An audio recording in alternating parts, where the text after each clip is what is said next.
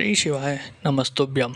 स्वागत है आपका शिव पुराण श्री रुद्र संहिता पंचम खंड 13वें अध्याय में इंद्र को जीवन दान व बृहस्पति को जीव नाम देना।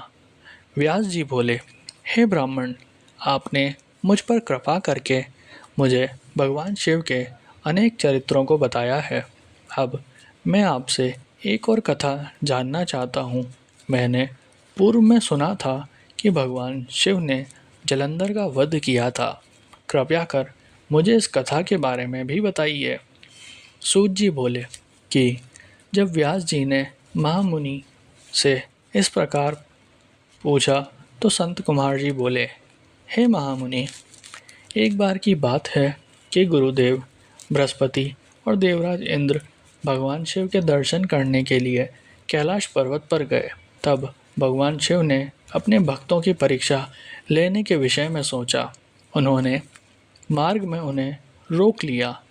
कैलाश पर्वत के रास्ते में ही वे अपना रूप बदलकर तपस्वी का वेश धारण करके बैठ गए।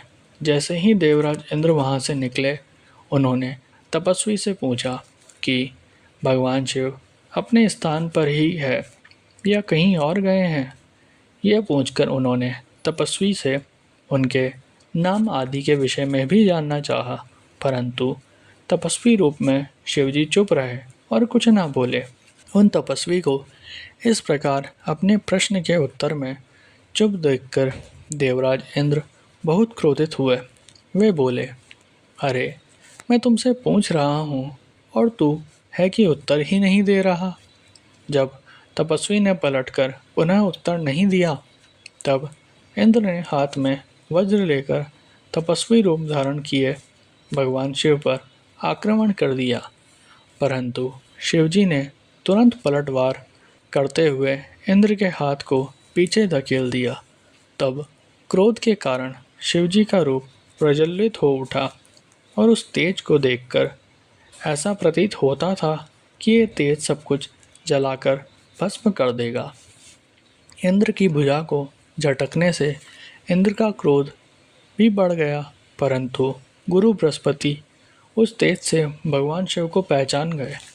गुरुदेव बृहस्पति ने तुरंत हाथ जोड़कर देवादिदेव भगवान शिव को प्रणाम किया और उनकी स्तुति करने लगे।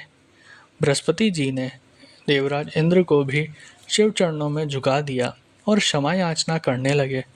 वे बोले कि हे प्रभु, अज्ञानतावश हम आपको पहचान नहीं पाए। भूलवश आपकी अवहेलना करने का अपराध देवराज इंद्र से हो गया। हे भगवान, आप तो करुणा निधान हैं। भक्त वत्सल होने के कारण आप सदा अपने भक्तों के ही वश में रहते हैं। प्रभु, कृपया करके इंद्रदेव को क्षमा कर दीजिए। बृहस्पति जी के ऐसे वचन सुनकर त्रिलोकीनाथ भगवान शिव बोले कि मैं अपने नेत्रों की ज्वाला नहीं रोक सकता।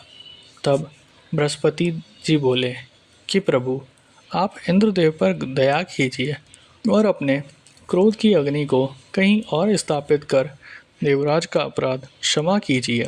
तब भगवान शिव बोले, हे बृहस्पति, मैं तुम्हारे चातुर्य से प्रसन्न हूँ। आज तुमने इंद्र को जीवन दान दिलाया है, इसलिए तुम्हें जीव नाम से प्रसिद्धि मिलेगी। यह कहकर उन्होंने अपने क्रोध की ज्वाला को समुद्र में फेंक दिया।